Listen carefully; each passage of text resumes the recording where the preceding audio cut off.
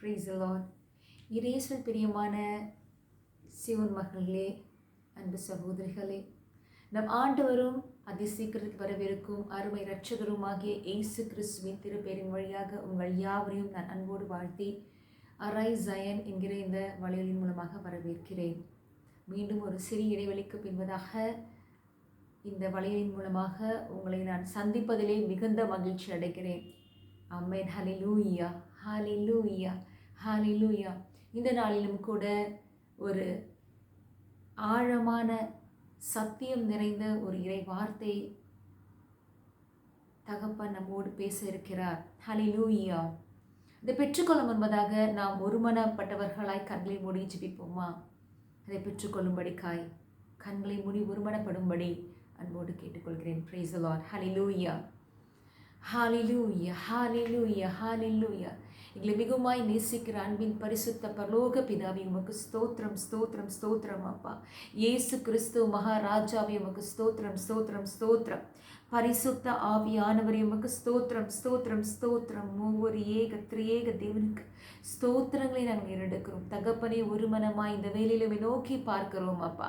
அப்பா, இந்த arise Zion எழும்பிடு Zion என்கிற இந்த வளையலின் மூலமாக இந்த நாளிலே நீ பேச போகிற வார்த்தைகளுக்காக அப்பா உமக்கு ஸ்தோத்திரங்களை ஏறெடுக்கிறோம் தகப்பனே. வாழ்வதரும் வார்த்தையெல்லாம் உம்மிடம் அன்றோ உள்ளன என்று ஹல்லேலூயா பேதுரு சொன்னாரே தகப்பனே. இந்த நாளிலும் கூட நாங்களும் அதே சொல்லுகிறோம். வாழ்வதரும் வார்த்தையெல்லாம் உம்மிடம் அன்றோ உள்ளன, வேறு எங்கே செல்வோம் அப்பா? இந்த நாளில் கூட வாழ்வதரும் வார்த்தைகளை எங்களோடு நீர் பேச போகிறதுக்காக உமக்கு நன்றி செலுத்துகிறோம் ஐயா, நன்றி செலுத்துகிறோம். நீர் பேசுவீராக அப்பா, நீர் பேசுவீராக.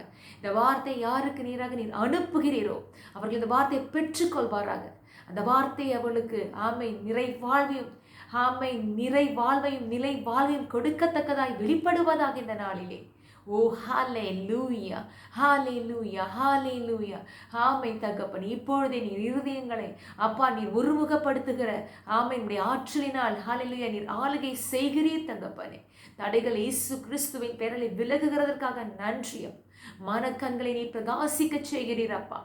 நன்றி, நன்றி, நன்றி. உடைய வார்த்தை எங்கே உண்டோ அங்கு விடுதலை உண்டு ஆண்டவரே. உண்மையே ஒருவரை விடுவிக்கிறது என்று சொல்லியிருக்கிறீர். அந்த வார்த்தை தான் உங்களுடைய உண்மையாக இருக்கிறது. உண்மைதான் வார்த்தை.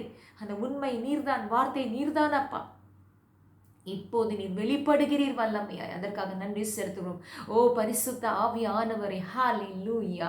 பாவத்தை குறித்தும் நீதி குறித்தும் தீர்ப்பை குறித்தும் எங்களுக்கு எடுத்து சொல்லிக் கொடுப்பவரே, ஓ நீதின் வாளிலில் நடத்துகிறவரே, சத்தியத்தின் ஆவியானவரே, உண்மையை எங்களுக்கு வெளிப்படுத்துகிற தூய ஆவியானவரே, இந்த வேலையில கூட ஒவ்வொருடைய மனக்கண்களை ஒளிரச் செய்யும்படியாய், உண்மைக்கு அவர்கள் கண்கள் திறக்கப்படும்படியாய், இதை பார்க்கிற அன்பு சகோதரனுடைய கண்களை நீர் திறந்து அவர்களுக்கு ஒளியூட்டும்படியாய் இந்த வேலையில ஒவ்வொருவர் மீதுடைய ஆளுகைக்காக ஒப்பு கொடுக்கிறேன்ப்பா.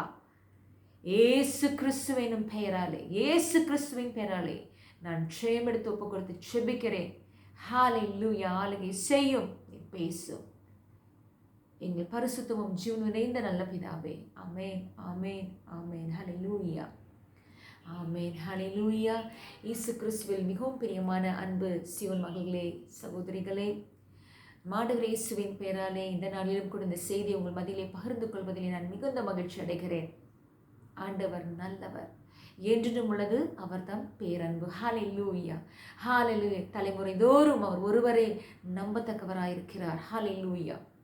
இந்த நாளிலும் கூட நாம் எதை குறித்து தியானிக்க போகிறோம்? ஆண்டவர் எதை குறித்து நம்மிடம் பேச விழைகிறார் என்றால், மறுபடியும் பிறப்பதை குறித்து. மறுபடி பிறத்தல், இது ரொம்ப நிறைய பேருக்கு ஒரு பயங்கரமான ஒரு என்ன சொல்கிறது, ஒரு கேள்விக்குறி. நிறைய பேருக்கு இதோடைய ஆழம் தெரியவில்லை, ஒரு குழப்பம். மறுபடி பிறக்கிறதா என்ன? நிக்கதேம் பரிசேயர் போல நம்மளும் கூட என்ன மறுபடி? ஆங்கிலத்திலே born again என்று சொல்லுகிறார்கள். born again, born again, to be born again, மீண்டும் பிறப்பது. ஹல்லேலூயா. இந்த மீண்டும் ஏன் பிறக்கணும்? நான் ஒரு வாட்டி பிறந்துட்டேன், அம்மாவுடைய கருவிலேருந்து வெளிவந்துட்டேன், பிறந்தாச்சு, உலகத்தில் வளர்ந்து கொண்டிருக்கிறேன், ஆணுடைய பிள்ளையாகத்தான் இருக்கிறேன், இயேசுதான் என்னுடைய மீட்பர், நான் அவர் அறிந்திருக்கேன், நான் ஒரு நல்ல கிறிஸ்தவன், நல்ல ஒரு பாரம்பரியமிக்க கத்தோலிக்க திறவையிலே நான் எழுந்திருக்கிறேன், எழுப்பப்பட்டிருக்கிறேன், என்னுடைய பக்தி உண்டு, ஆண்டவர் தான் எல்லாம் என்ற அறிவு உண்டு, இதற்கு மேலே நான் எதற்கு பிறக்க வேண்டும் என்று கேட்கக்கூடியவர்களாக நாம் இருப்பேன். ஆண்டவர் இன்று நம்மோடு தெளிவாய் இடைப்பட விரும்புகிறார். ஹல்லேலூயா. ஏன் மறுபடியும் பிறக்கணும்? ஹல்லேலூயா. மறுபடி பிறந்தாதான் இறை ஆட்சியை காண முடியும் என்று ஆண்டவர் சொல்லுகிறார். நான் சொல்லவில்லை, வேதம் சொல்லுகிறது. வேதத்தின் வழியாக ஆண்டவர் பேசுகிறார். அன்று நிக்கதேம் என்ற ஒரு பரிசேயர்கள் எப்படி இருப்பாங்க? மறைநூலெல்லாம் கற்றறிந்து தேர்ந்தவர்களாக இருப்பார்கள். அதை அப்படியே கையாள்கிறவர்களாக இருப்பார்கள். அப்படிப்பட்ட ஒரு பரிசேயர் நம்ம ஆண்டவர் இயேசுவிடத்தை வந்து கேட்கிறார். ஹல்லேலூயா. என்ன கேட்கிறார் அப்படின்னு சொல்லி நம்ம பார்க்க போகிறோம். ஹல்லேலூயா. இறை வார்த்தைகளை நான் வாசிக்க உங்களோட திருவிவிலியத்தை எடுத்து நீங்கள் அழகாக அதை நோட் பண்ணிக்கொண்டு நீங்கள் தியானிக்கும்படி நான் அன்போடு கேட்டுக்கொள்கிறேன். Price the Lord. இறை வார்த்தையின் வழியாக ஆண்டவர் உங்களோடு பேசுவாராக. ஆமென். ஹல்லேலூயா. Price the Lord. யோவான் நற்செய்தி நூலிலே 3ஆம் அதிகாரத்திலே நாம் வாசிக்க பார்ப்போம். 1ஆம் வசனத்திலிருந்து ஹல்லேலூயா 6 முடிய நாம் ஒவ்வொன்றாக வாசித்து தியானிக்க போகிறோம். ஹல்லேலூயா. மறுபடி பிறப்பதை குறித்து அறிவு இந்த நாளிலே ஆண்டவர் நமக்கு திறந்து கொடுக்க போகிறார். Hallelujah. Hallelujah. Hallelujah. What a joy. எத்தனை மகிழ்ச்சி இந்த மறுபடியும் பிறத்தல் என்ற ஒரு வார்த்தையை கேட்கும் பொழுதே எனக்குள்ளே அந்த ஆவியின் மகிழ்ச்சியை நான் உணர்கிறேன். அன்பு சகோதரிகளே, சியோன் மகள்களே. ஹல்லேலூயா. பாருங்க, யோவான் 3ஆம் அதிகாரம் எடுத்து வாசிக்க பார்த்தால், பரிசேயர் ஒருவர் இருந்தார். அவர் பெயர் நிக்கதேம். அவர் யூத தலைவர்களுள் ஒருவர். அவர் பாருங்க, பரிசேயர், பாரிசி, யூத தலைவர்களே ஒருவராம். நான் ஆங்கிலத்திலேயே சொல்கிறேன். ஆமென். Gospel of John chapter 3 verses 1 to 6 we are going to meditate. Gospel of John chapter 3 verses 1 to 6 1லிருந்து 6 வரைக்கும் நம்ம தியானித்து அதோடைய உள் விளக்கங்களை, அந்த மறை உண்மைகளை இந்த நாளிலே ஆண்டவர் திறந்து கொடுக்க நாம் அதை ஹல்லேலூயா புரிந்து கொள்ள போகிறோம். ஆமென். Praise the lord. பரிசேயர் ஒருவர் இருந்தார். அவர் பேர் நிக்கதேம். அவர் யூத தலைவர்கள் ஒருவர். அவர் பரிசேயர், யூத தலைவர்களை, ஜூ லீடர்ஸ்லேயே அவர் ஒருத்தராம். ஆமென். ஹல்லேலூயா. 2ஆம் வசனத்திலே பார்ப்போம். verse 2ல, அவர் ஓர் இரவில் இயேசுவிடம் வந்து, ரப்பி, நீர் கடவுளிடமிருந்து வந்த போதகர் என்பதை நாங்கள் அறிவோம். கடவுள் தம்மோடு இருந்தாலன்றி நீர் செய்யும் இவ்வரும் அடையாளங்களை யாரும் செய்ய இயலாது. இந்த பரிசேயர் யூத தலைவரான நிக்கதேம் வந்து சொல்கிறார், ரப்பி, ஹல்லேலூயா சொல்றாங்க, நீர் கடவுளிடமிருந்து வந்த போதகர் என்பதை நாங்கள் அறிவோம். இவங்களாம் அறிகிறதே பெரிய விஷயம். ஹல்லேலூயா. ஏன்னா கடினமாக இருந்தது பரிசேயருடைய இருதயம். ஆனால் அவங்க சொல்கிறாங்க, நாங்கள் அறிவோம்.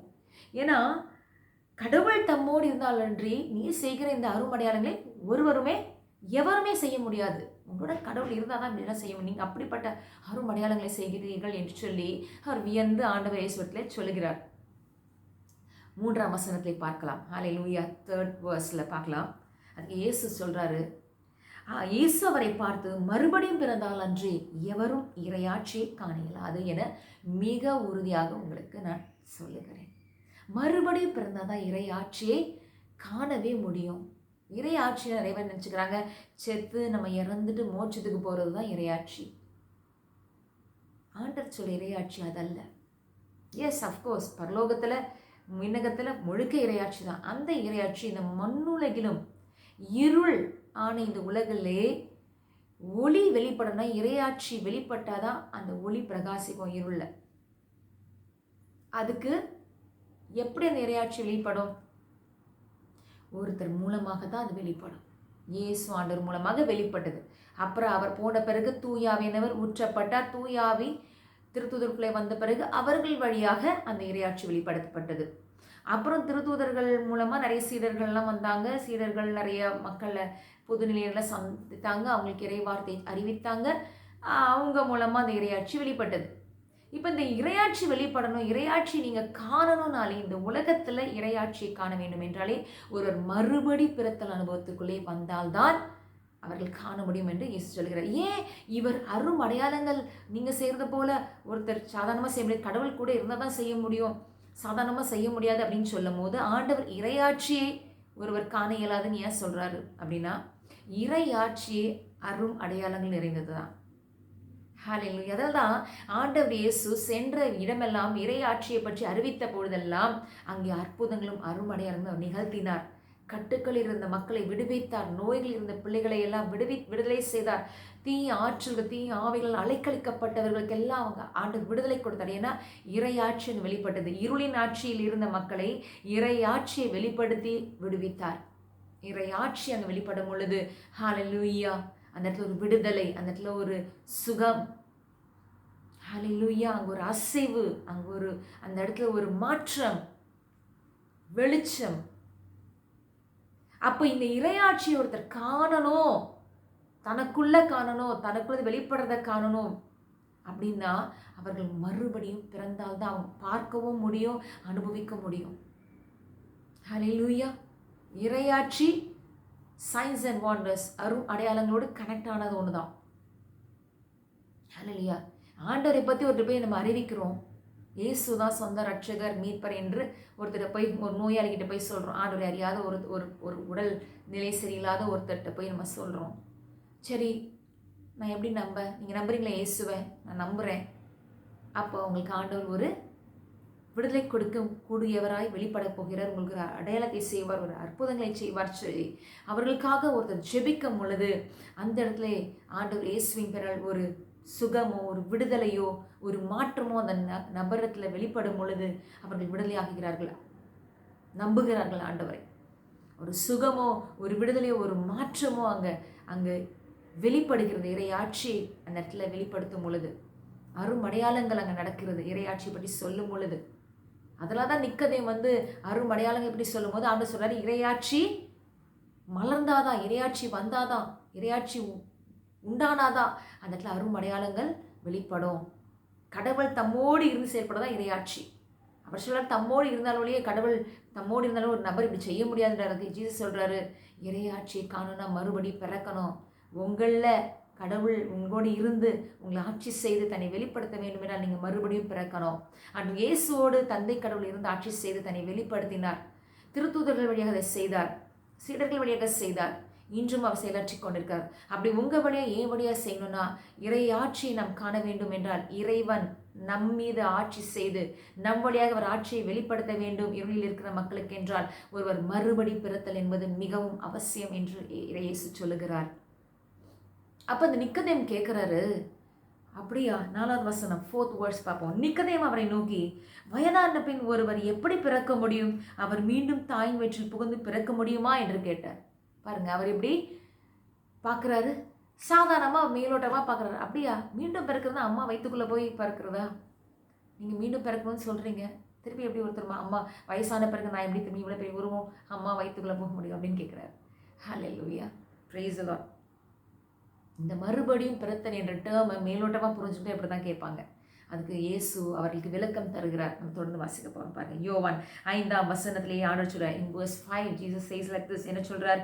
இயேசு அவரை பார்த்து, ஒருவர் தண்ணீராலும் தூய ஆவியாலும் பிறந்தாலன்றி இறையாட்சிக்கு உட்பட இயலாது.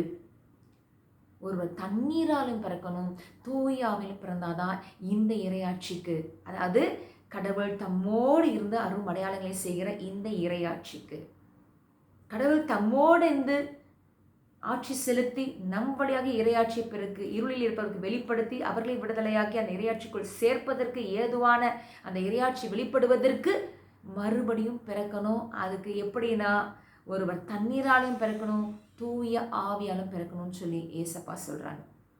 அப்ப தண்ணீரால பிறப்பது என்றால் அதற்கு பல காரியங்கள் பல இடங்களிலே ஒவ்வொரு மாதிரி ஒருத்தர் இன்டர்பிரேட் பண்ணுறாங்க.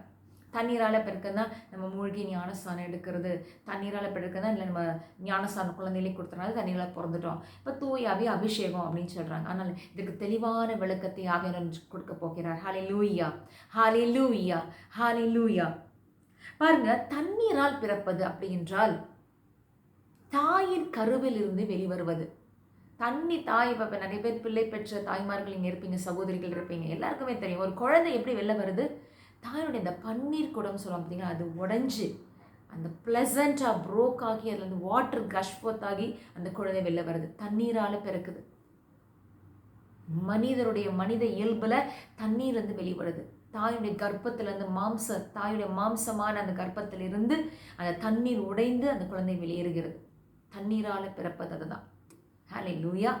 அப்புறம் தூயாவில பிறக்கணும். அம்மாவால், அதாவது மாம்சத்தின் ரீதியாக ஒரு வாட்டி பிறந்துருது, ஊன்லேருந்து ஒரு வாட்டி பிறந்துருது. அப்புறம் இப்போ மறுபடியும் தூய ஆவியில் ஒரு வாட்டி பிறக்கணும். மாம்சத்தில் ஒரு வாட்டி பிறந்தாச்சு, ஊனில் பிறந்தாச்சு, சரீரமாக பிறந்தாச்சு, இப்போ ஆவியில் பிறக்கணும். இதுதான் ஜீசஸ் சொல்கிறார். இது எப்படி நீங்கள் சொல்கிறீங்க? தண்ணீனா தாயின் இதுதான் அப்படின்னு சொல்லி தாயின் வயிற்றிலிருந்து வருவதா என்பதற்கு அடுத்த வசனத்தை நாம் பார்க்கும்போது தெளிவாக தெரியும். யோவான் 3:6 John 3:6 அதே தொடர்ச்சியாக படிப்போம். 6th verse என்ன சொல்லப்பட்டிருக்கு என்றால், மனிதரால் பிறப்பவர் மனித இயல்பை உடையவர். அப்ப தண்ணீர் என்பது மனிதரால் பிறப்பது. தூய ஆவியால் பிறப்பவர் தூய ஆவியின் இயல்பை உடையவர். ஜீசஸ் கீழே எக்ஸ்பிளனேஷன் கொடுத்துறார். தண்ணீரால பிறப்பதுன்றது மனிதரால் பிறப்பது. அம்மா வயிற்றுல தண்ணி பன்னீர் குடம் உடஞ்சி அந்த பிளசண்டா புரோக் ஆகி பிறக்கிறது, தண்ணீரால் பிறப்பது. தூயாவில் பிறப்பதுன்றது மனம், சிந்தை, ஆவி எல்லாம் புதிதாய் மாறுவது. ஸோ இந்த முதல்ல ஒருத்தன் மனுஷனாக பிறக்கணும். பிறந்த பிறகு அவன் தூயாவில் ஒரு வாட்டி பிறக்கணும். பிறந்தாதான் அவன் இறையாட்சியை காண முடியும். ஹல்லேலூயா, ஹல்லேலூயா. நீங்களும் நானும் தண்ணியில் பிறந்துட்டோமா? அடுத்து தூய ஆவியில் நம்ம பிறக்கணும்னு ஜீசஸ் சொல்கிறார். ஹல்லேலூயா. அது எப்படி பிறக்கணும் அப்படின்றதும் ஆண்டவர் இன்று இறை வார்த்தையின் மூலமாக தெளிவாக நமக்கு ஹல்லேலூயா தூய ஆவியானவர் நாளை திறந்து கொடுக்கிற அன்பு சகோதரிகளே, இந்த இறை ஆட்சியானது எப்படிப்பட்டது? ரோமேயர் திருமுகத்திலே 14:17 The book of Romans chapter 14 verse 17. இதில் கிங்டம் ஆஃப் காட் இறை ஆட்சியை குறித்து அழகாய் தூய பவுலடிகளார் விளக்கி கூறுகிறார். இறையாட்சி என்பது நாம் உண்பதையும் குடிப்பதையும் அடிப்படையாக கொண்டது அல்ல, மாறாக தூய ஆவியருளும் நீதி, அமைதி, மகிழ்ச்சி ஆகியவற்றையே அடிப்படையாக கொண்டது. இறையாட்சி என்பது குடிப்பதோ உண்பது பற்றி கிடையாது. இந்த உலகத்தின் ஆட்சி தான் குடிக்கிறத பற்றி, அப்புறம் சாப்பிட்றதை பற்றி, உண்பதை குறித்தும் குடிப்பதை குறித்தும் உடுப்பதை குறித்தும், இதெல்லாம் இந்த உலகத்தின் ஆட்சி. இன்றைக்கி என்ன குடிப்போம், இன்றைக்கி என்ன சாப்பிடுவோம், இன்றைக்கி என்ன உடுத்துவோம், நாளைக்கு எதை சேர்ப்போம், என்ன வாங்குவோம், இப்படி தான் உலகத்தின் ஆட்சி. அப்படி தான் இன்றைக்கி உலகம் இருக்குது. களியாட்டங்கள் நிறைந்த உலகம். என்டர்டெயின்மெண்ட்ஸ் வேணும், நிறையா என்ன சொல்கிறது, நிறைய பிளெஸ்ஸிங்ஸ் வேணும், தவறல்ல. உலகத்தோட பிளெஸ்ஸிங்ஸ்குள்ளே போயிடக்கூடாது. ஹல்லேலூயா. நல்ல சந்தோஷமாக இருக்கணும், நல்லா வகை வகையாக சாப்பிடணும், நிறையா சாப்பிடணும், வகை வகையாக வெரைட்டியாக சாப்பிடணும், நல்லா காஸ்ட்லி எக்ஸ்பென்சிவாக எல்லாத்தையும் வாங்கணும், குடிக்கணும், போடணும், அனுபவிக்கணும். உலகின் ஆட்சி. ஆனால் இறையாட்சி உண்பதையோ குடிப்பதையோ கொண்டது அல்ல, மாறாக தூய ஆவி அருளும் நீதி. நீதின்னு என்னது?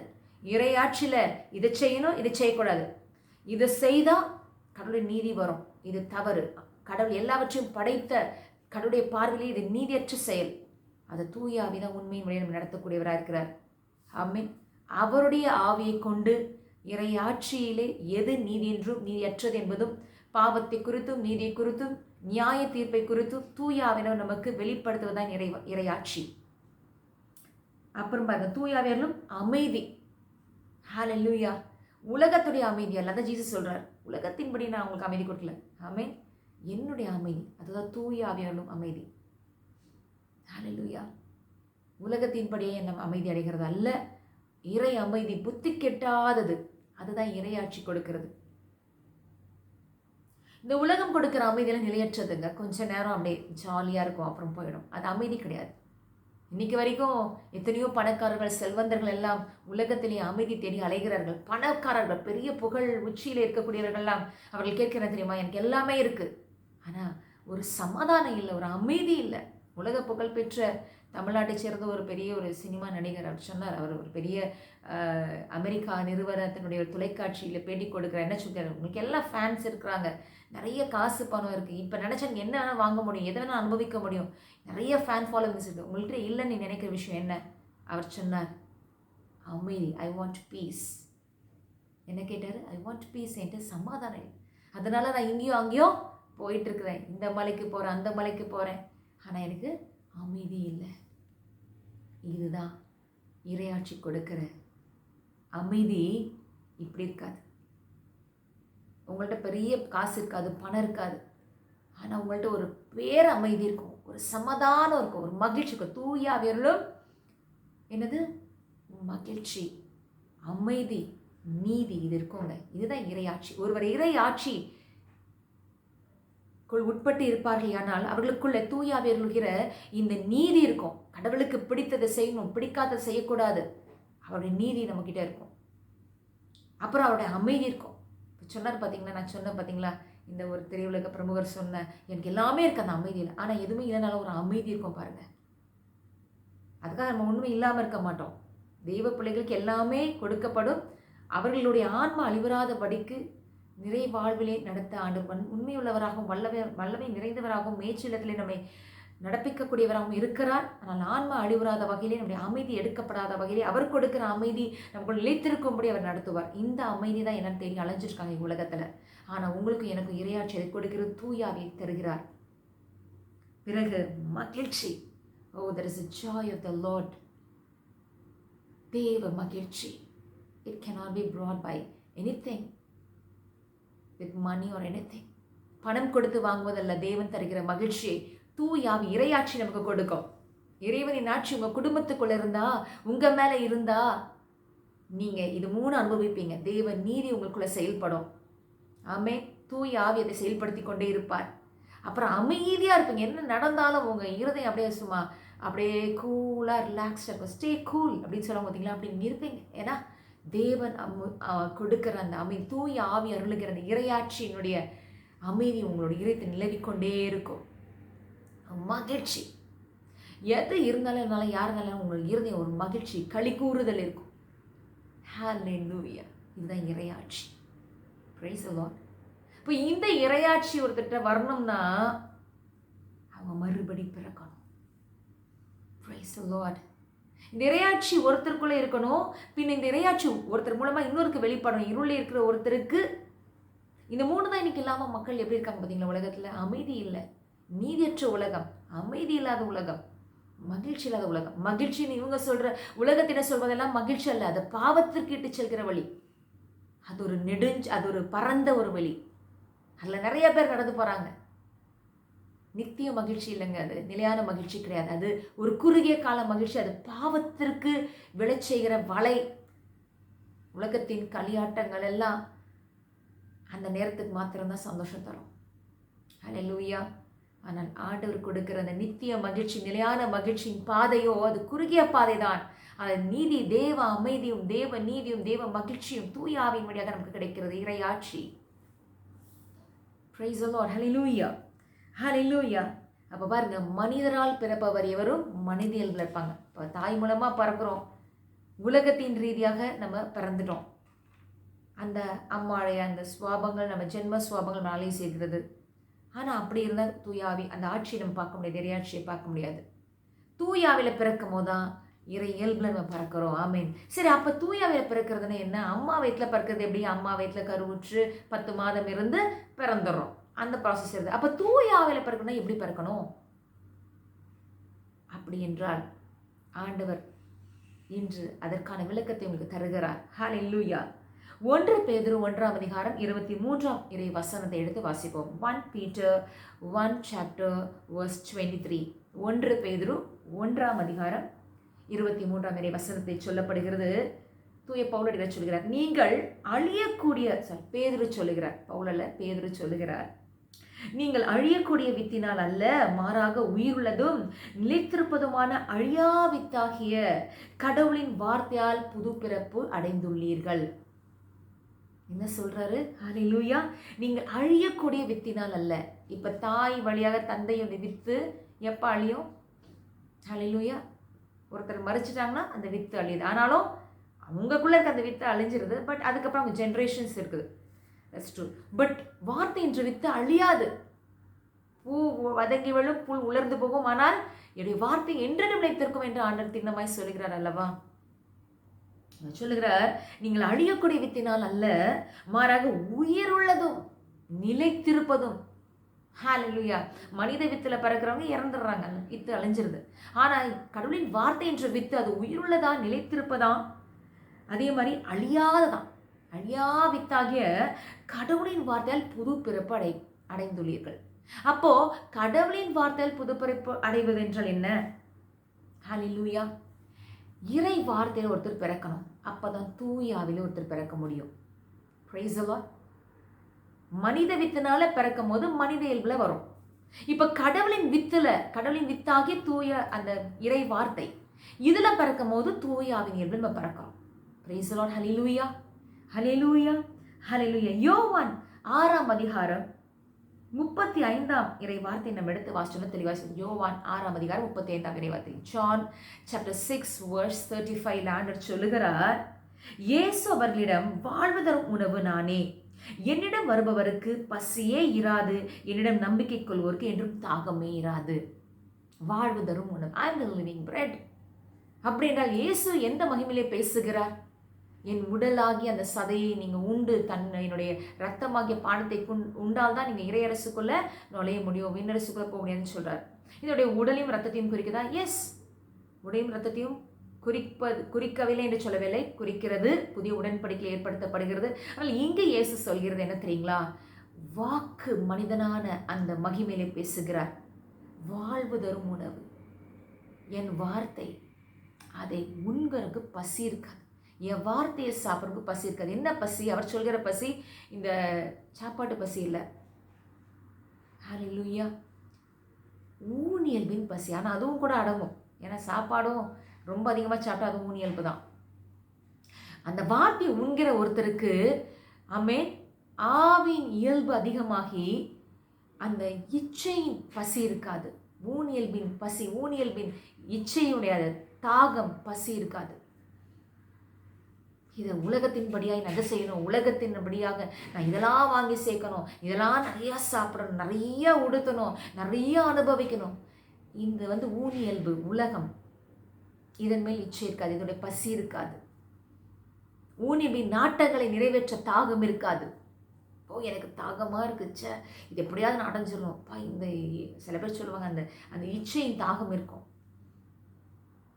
இச்சை மோகத்தின் தாகம் இருக்கும். இது அப்படியே அடைஞ்சிடணும், இவங்க அப்படியே அடைஞ்சிடணும், இப்படிலாம் சொல்லி பார்த்துருக்கீங்க. இதெல்லாம் அந்த ஊன் இயல்பு, ஆவின் இயல்பு அங்கே இல்லை. பிரைஸ் தி லார்ட், ஹல்லேலூயா. நான் சொல்றாரு, வாழ்வு தரும் உணவு நானே, என்கிட்ட வர்றவங்களுக்கு பசி இருக்காது. என்ன பசி?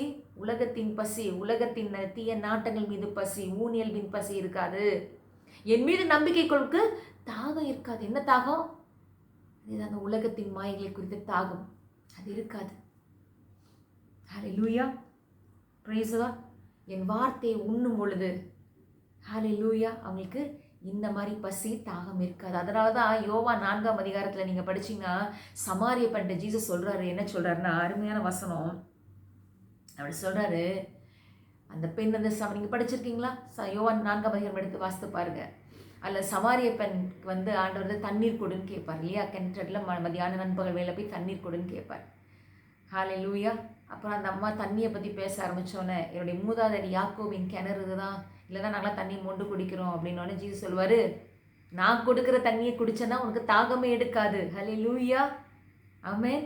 நான் கொடுக்குற தண்ணி குடித்தா தாகமே எடுக்காது. அப்படின்னு என்ன தண்ணியா? உங்கள்கிட்ட மொழ்றதுக்கு எதுவுமே இல்லை, ஆனால் நீங்கள் தண்ணி கொடுக்குற, நீங்கள் என்ன தண்ணி? அப்படி சொல்கிறாரு, கடலின் கொடை என்று என்னது என்றும் இதை கேட்கிறார் யார் என்றும் அறிந்தா நீயே அந்த தண்ணியாட்டு கேட்ப. கடலின் கொடை என்ன? தூய ஆவி. அப்படி சொல்கிறார், கடலின் கொடை என்னதென்றும் அதை கேட்பவர் யார் என்றால் தூய ஆவியும், கடலின் கொடையாகிய தூய ஆவியும் கேட்கிற நான் வார்த்தையானவர். கேட்டிருந்தா நான் தானே நீ தெரிஞ்சிட்டனா நீ என்கிட்ட கேட்டிருப்ப. கடலின் கொடையாகிய தூய ஆவி நான் தான் தர முடியும், வார்த்தையான நான் தான் தர முடியும்னு தெரிஞ்சதா நீ என்கிட்ட கேட்டிருப்பேன்றதான் ஜீசஸ் அங்கே சொல்கிறார். Price the Lord. கடவுளின் கொடை இன்னதென்றும் இதை கேட்பவர் யார் என்பதை நீ அறிந்திருந்தால் நீ என்னிடம் கேட்டிருப்ப.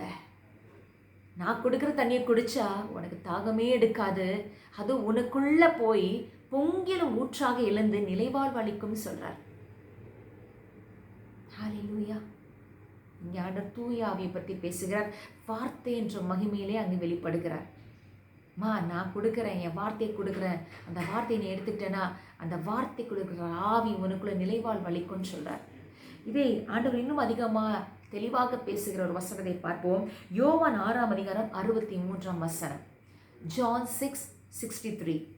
John chapter 6:63 verse யோவான் 6ஆம் அதிகாரம் 63ஆம் வசனம் சொல்லுகிறார், வாழ்வு தருவது தூய ஆவியே, ஊனியல்பு ஒன்றுக்கும் உதவாது. வாழ்வு தருவது, லைஃப் யார் கொடுப்பானா? ஹோலி ஸ்பிரிட் தான் கொடுக்குறார். ஒருத்தர் ஆவி இருந்தால் அவங்க உயிரோடு இருப்பாங்க, ஆவி போயிடுச்சுன்னா செத்துருவாங்க. வாழ்வு தருவது தூய ஆவியே, ஊனியல்பு ஒன்றுக்கும் உதவாது. ஆண்டவருக்கு சொல்கிற வாழ்வு எல்லாரும் வாழ்கிற போல வாழ்வு இல்லை. தூய வாழ்வு, நிறைவாழ்வு, நிலைவாழ்வு, இதை கொடுக்குற தூய ஆவி தான் கொடுக்க முடியும். ஊனியல்பு ஒன்றுக்குமே உதவாது. ஊனியல்புலாம் என்ன ஆவீங்க? நீங்கள் சாக தான் போகிறீங்கன்னு பவுல் சொல்கிறார் இல்லையா? ரோமே திருமுகத்தில் பார்த்தா நான் கூறிய வார்த்தைகள் வாழ்வு தரும் ஆவியை கொடுக்கின்றன. என்ன சொல்றாரு? நான் கூறும் வார்த்தைகள் அப்படின்னா அவருடைய வார்த்தைகளுக்குள்ள வாழ்வு தரும் ஆவி, life giving spirit is there in my word. என்னுடைய வார்த்தை, நான் கூறுகிற ஒரு வார்த்தையிலும் வாழ்வு தரும் ஆவி. அந்த வார்த்தை எம்டியல்ல, அதுக்குள்ள வாழ்வு தருகிற ஆவி, தூய ஆவி இருக்கிறாரு. அப்போ நீங்க வார்த்தையை ஏற்றுக்கொண்டு மாறும் போது ஆவிலே நீங்க பிறக்கிறீங்க. கடவுளின் உயிருள்ள வார்த்தை, உயிருள்ள வித்து, நிலைத்திருக்கிற வித்து, அழியா வித்தாகிய வார்த்தையில நீங்க புது பிறப்பு அடையும் போதே தூய ஆவில நீங்க பிறக்கிறீங்க. இதுதான் ஆண்டவர் இன்று நாளிலே மறுபடி பிறப்பதற்கான வழி இதுதான். ஆமென். ஒரு குழந்தை தாயின் வயிற்றிலிருந்து பிறக்குதுங்க. பிறந்த உடனே அதுக்கு என்ன ஆகாரத்தை கொடுக்க சொல்லுவார்கள்? நல்லா யோசித்து பாருங்க. நவீன உலகத்திலையும் சரி, பழங்காலத்திலையும் சரி, இதுதான் கடவுள் நியமித்தது. தாய்ப்பாலை கொடுக்கணும். ஏன்னா அந்த தாயுடைய மாம்சத்தை உருவாகிற குழந்தை, தாயின் ரத்தமே அது பாலாக மாறி அது அருந்தும் பொழுதுதான் அதற்கு தாயின் உடலிலிருந்து வெளிப்படுகிற அத்தனை அந்த சத்துக்களும் அதோடைய உடலுக்கு சென்று அது ஆரோக்கியமாக வளர்வதற்கு ஏதுவாகிறது. அப்படிதான் அப்படிதான் ஆண்டவர் அமைத்து கொடுத்திருக்கிறார். என்னத்தான் நீங்கள் புட்டிப்பால் அந்த பால் இந்த பாலும் சேர்த்தாலும் அதில் நோய் எதிர்ப்பு சக்தி கிடையாது, நல்ல ஊட்டம் கிடையாது. அந்த தாயின் உடலில் தான் அந்த குழந்தை உருவாகுது இல்லையா? அந்த தாயோடைய சதையும் ரத்தமுமாக இருக்கிற அந்த குழந்தைக்கு தாயின் உடலிலிருந்து அந்த ரத்தமே பாலாக மாறி உணவாக போகிறது தான் அந்த குழந்தைக்கு இன்றியமையாதது. அதுபோல தான் கிறிஸ்துவுக்குள்ள ஒருவராக நம்ம இருக்கணும், மறுபடியும் பறக்கணும்னா ஆண்டுடைய வார்த்தையை ஆமென் நம்ம உண்ணும் பொழுதுதான் அதற்குள்ள அந்த வார்த்தைக்குள்ள ஆவி நமக்குள்ளே வருகிறார், தங்குகிறார். அந்த ஆவில நம்ம பிறக்க செய்கிறார். அதான் அழகாய் சொல்லுகிறார் பாருங்க. ஹல்லேலூயா. அந்த வார்த்தையில தான் நிலைவாழ்வும் அடங்கியிருக்கு. அதனால ஜீசஸ் சொல்றாரு யோவான் 10:27-28 என் ஆடுகள் என் குரலுக்கு செவி சாய்க்கின்றன. ஜான் 10:27-28 பாருங்க, அவர் சொல்லுகிறார், என் ஆடுகள் என் குரலுக்கு செவி சாய்க்கின்றன, எனக்கும் அவற்றை தெரியும், அவையும் என்னை பின்தொடர்கின்றன, நான் அவற்றிற்கு நிலைவாழ்வை அளிக்கிறேன். அவர் வார்த்தையை கேட்கிறவங்களுக்கு, செவி சாய்க்கிறவங்களுக்கு, அது நடக்கிறவங்களுக்கு தான் நிலைவாழ்வு கொடுக்கிறேன். ஆமென். அந்த வார்த்தையை கேட்டு பின்பற்றவர்களுக்கு தான் நிலைவாழ்வு உண்டு. ஏன்னா அந்த வார்த்தைக்குள்ளதான் தூயாவி, வாழ்வு தரும் ஆவி அடங்கியிருக்கு. என் வார்த்தை பிறந்தாங்கன்னா ஆவியும் பிறந்துருவாங்க. நிறைய பேர் இப்படி பண்ணணும், அப்படி பண்ணணும், ஆமென், இதில் போய் மூழ்கி எடுக்கணும், அப்படி இந்த சபையில் அப்படியெல்லாம் நீங்கள் எங்கே இருந்தாலும் வார்த்தையில் நீங்கள் பிறந்தீங்கன்னா, வார்த்தையில் இருக்கிறது என்னவோ அதை நீங்கள் செய்யணும். வார்த்தை வேண்டாம் என்று சொல்வதை நீங்கள் விடுக்கணும். ஆமென். எந்த மனிதருக்காகவும் எந்த அமைப்புகளுக்காகவும் யாருக்காகவும் பயப்படக்கூடாது.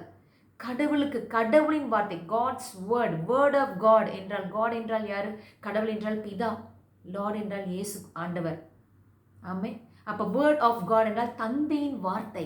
அந்த வார்த்தை, படைத்தோடைய வார்த்தைக்கு கீழ்ப்படிந்து என்ன எழுதப்பட்டிருக்கிற வார்த்தைக்கு நாம் அப்படியே மாற்றிக்கொள்கிறோமோ, வார்த்தைக்கு பிறக்கிறோம். அப்படின்னு என்ன? வார்த்தைக்கு பிறப்பது என்று என்ன? வார்த்தை அறியாத வரைக்கும் நான் ஒரு மாதிரியா வாழ்ந்துட்டு இருந்தேன். இது செஞ்சா தவறு நினைக்கிறேன், என்ன வார்த்தையில போட்டு செய்யக்கூடாதுன்னு. இப்போ எனக்கு தெரியுது, என் கண்கள் திறக்கப்பட்டுச்சு, இப்போ இந்த வார்த்தை இப்படி நான் மீண்டும் பிறக்கிறேன். அப்படி நீங்கள் பிறக்கும் போதே, அந்த வார்த்தைக்கு உங்களை சப்மிட் பண்ணும் போது, அந்த வார்த்தைக்கு உங்களை ஒப்பு கொடுக்கும் பொழுது, அந்த வார்த்தையை செயல்படுத்த நீங்கள் உங்களை முற்றுமாய் அர்ப்பணிக்கும் பொழுது, அந்த வார்த்தைக்குள்ளாக நீங்கள் பயணிக்கும் போது, நீங்கள் அந்த வார்த்தைக்குள்ளே இருக்கிற தூயாவிலே நீங்கள் பிறக்கிறீங்க. ஏன்னா வாழ்வு தரும் ஆவியை என் வார்த்தைகள் கொடுக்கின்றன, நான் கூறும் வார்த்தைகள் வாழ்வு தரும் ஆவியை கொடுக்கின்றன. அப்படின்னா அந்த வார்த்தைக்குள்ள ஆவியான செயல்படுகின்றார். அந்த வார்த்தைக்கு நாம் பிறக்கும் பொழுது தூய ஆவியின் இயல்பில் நம்ம பிறக்கிறோம். Praise the lord. அதனால தான் பாருங்க, நான் சொன்ன பார்த்தீங்கன்னா, அந்த குழந்தைகள் பிறக்கும் போதே தாய்ப்பால் தான் அதுங்களுக்கு, அந்த குழந்தைகளுக்கு, பிறந்த குழந்தைகளுக்கு தாய்ப்பால் தான் ஏற்று. அதனால தான் பேதுரு சொல்லுகிறார், 1 பேதுரு 2:2-3 1 Peter chapter 2 verses 2-3 அப்படி சொல்லுகிறார் பேதுரு, புதிதாய் பிறந்த குழந்தைகள் போல, ஹல்லேலூயா. வஞ்சகமற்ற வார்த்தை என்ற பாலை அருந்த ஆர்வமுள்ளவராய் இருங்கள். அப்போதான் மீட்புல வளருவீங்க. புதிதாய் பிறந்த குழந்தை நல்லா வளரணும், ஆரோக்கியமாக வளரணும்னா அந்த தாய்ப்பாலை குடிச்சு தான் வளரணும். அது மாதிரி நீங்கள் கிறிஸ்து இயேசுக்குள்ளே வளரணும்னா அவர்கிட்ட புறப்படுகிற அந்த வார்த்தைன்ற அந்த ஞான பாலை அருந்தி தான் நீங்கள் வளர முடியும். மீட்பில் வளரணும். இயேசு ஒரு முறை மீட்புக்காக பெற்றுட்டார். புதுசாக நம்ம ரட்சிப்புக்குள்ள மீட்பில் நம்மளை கொண்டு வந்துட்டார். மீட்பு கொடுத்துட்டார். இயேசு கிறிஸ்து தான் ஆண்டவர் என்று நம்ம விசுவாசித்து நாவார நம்ம அறிக்கையிடும் போது, உளமான நம்பி நாவார அறிக்கையிடும் போதே நம்ம மீட்பு அடைகிறோம் இல்லையா? Price the Lord. அப்போ அந்த மீட்புலேயே ஒருத்தர் வளரணும். பிறந்துட்டோம் ஆனால் அதிலேயே வளரணும் அப்படின்னா வார்த்தையிலே பிறக்கணும். வார்த்தை என்ற பாலை அருந்தணும். அப்போ தான் மீட்பில் வளர முடியும், தூயாவில பிறக்க முடியும். வார்த்தையில் பிறந்தாதான் தூயாவில பிறக்க முடியும். இப்படி பிறந்தாதான் இறையாட்சிக்கு உட்பட முடியும். இறையாட்சி உங்களுக்குள்ள நடக்கும். இறையாட்சி உங்கள் வழியாக இருள் இருக்கிறவருக்கு வெளிப்படும். இதுதான் மறுபடி பிறத்தல். நீங்கள் மறுபடியும் பிறக்கணும், நான் மறுபடியும் பிறக்கணும். இந்த மறுபடி பிறத்தல் அனுபவத்துக்கு சாட்சியாக நாம் வாழ வேண்டும். பிறரையும் அந்த மறுபடி பிறத்தலுக்குள்ளே கொண்டு வரக்கூடிய கருவிகளாக இறையாட்சியின் மதிப்பீடுகள்லாம் மனுஷ எழுதுகிற கோட்பாடுகள் அல்ல. ஆமீன். இறை இயேசு நமக்கு கொடுத்த கற்பனைகள், கட்டளைகள், படிப்பினைகள், நீதி நெறிகள், திருத்தூதர்கள் வழியாக பேசப்பட்ட தூயாவின் தூண்டில் எழுதப்பட்ட நீதி நெறி படிப்பினைகள் எல்லாம் தொடக்க கால திருச்சபையிலே எப்படி அந்த நாட்களிலே அப்பம் பிடுதலிலும் திருத்தூதர் படிப்பினையிலும் ஆமேன் ஆண்டவர் இயேசு கற்றுக் கொடுத்த அத்தனையிலும் அவங்க வளர்ந்தாங்க. அப்பம் பிடுதலிலும் ஒன்று கூடி வருவதிலும் இப்படி இருக்கணும். அந்த இறையாட்சி பார்த்தீங்களா எப்படி வளர்ந்தது, அருமடையாளங்கள் நிகழ்ந்தது, அந்த சபை வளர்ந்து கொண்டேது, தூய ஆவியினுடைய ஆளுகை இருந்தது.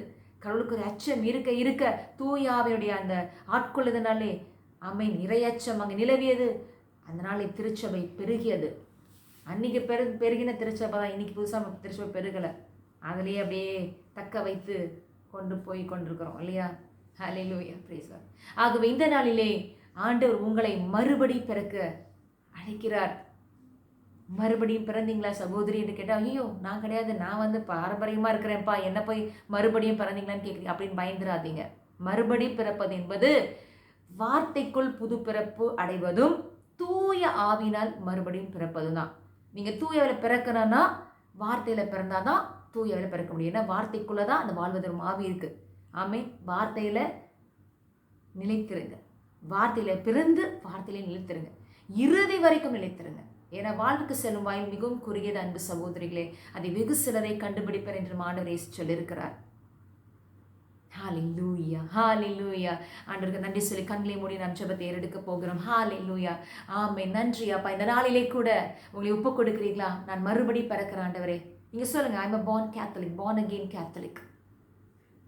உடனே அப்படியே நீங்கள் பிரிவினை நினச்சிடாதீங்க, கிடையாது.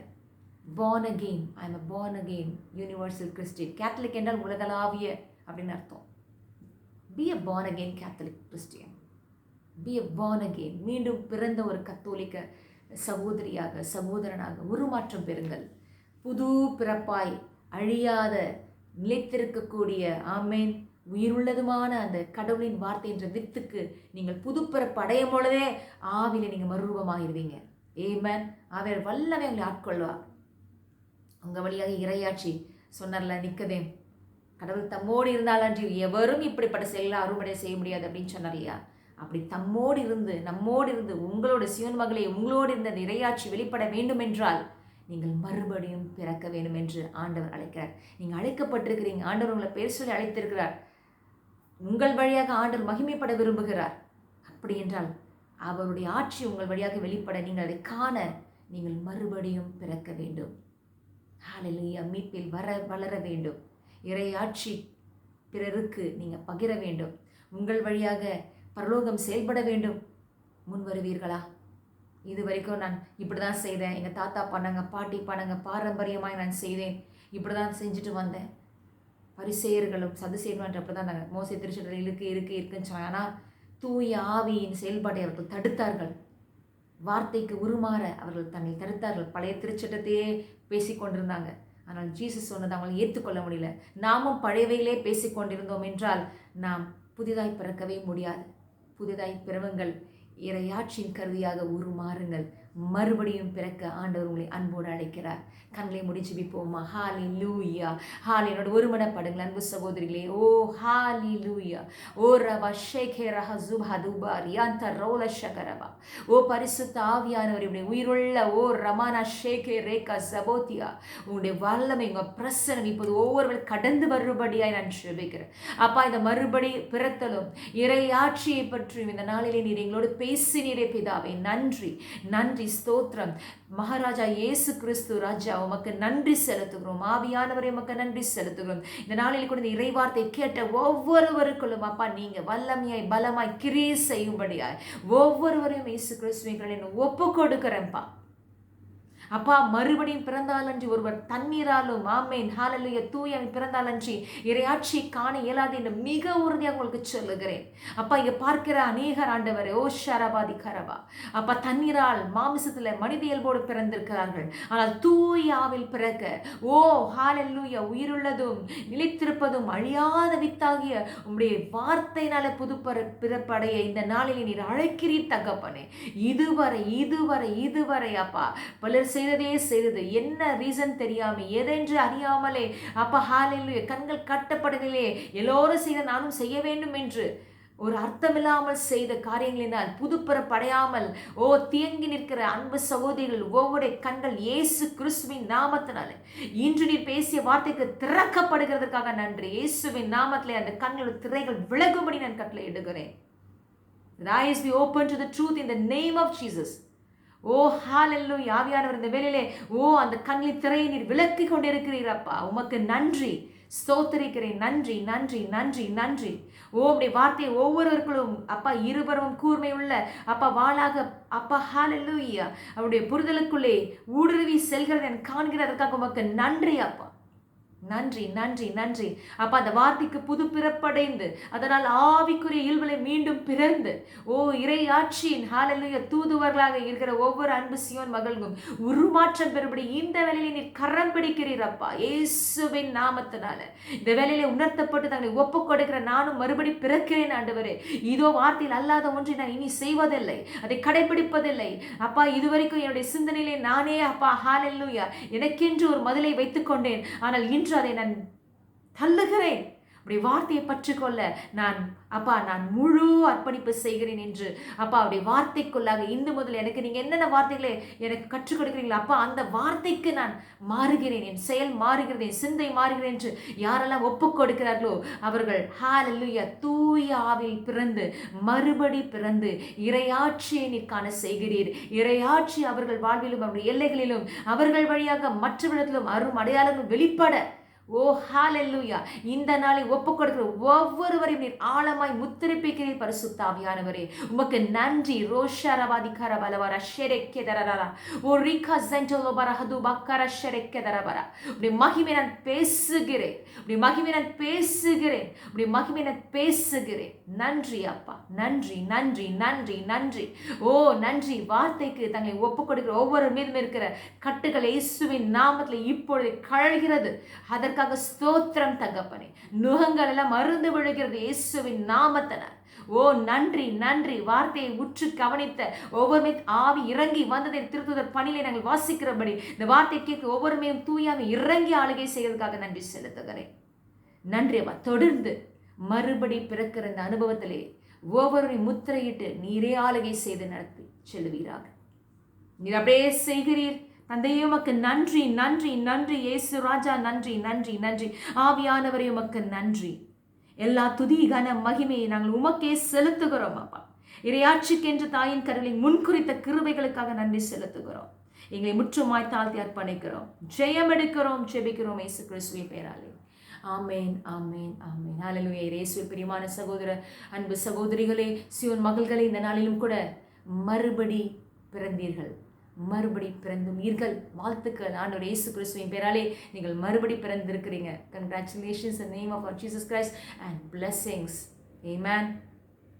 தொடர்ந்து இந்த இயல்பிலே நீங்கள் நடக்க உங்களுக்காக ஜெபிக்கிறேன், வாழ்த்துகிறேன்.